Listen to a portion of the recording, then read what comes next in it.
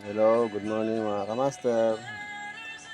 May gusto lang din akong share sa inyo yung painuman natin ng manok na gawa lang sa kawayan.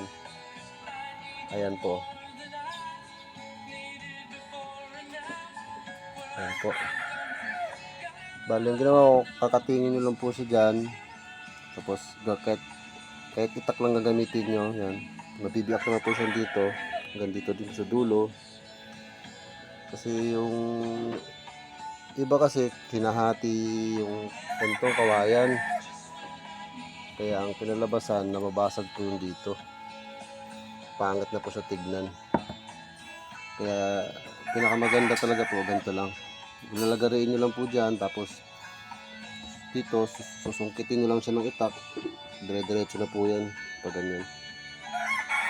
Yan lang po siya para hindi natatapon yung mga painuman natin.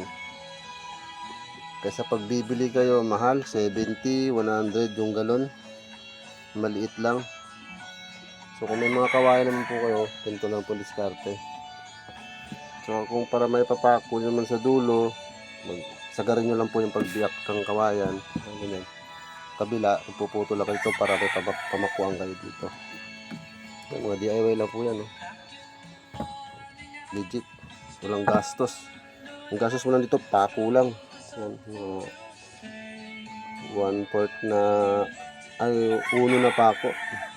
Okay na po yan siya. Hindi siya natatapon. Kasi iba kasi pag binibiyak yung kawayan. Kaya yung dito sa yung pinakaharang dyan nababasag. Ganito na naman po gawin nyo yan.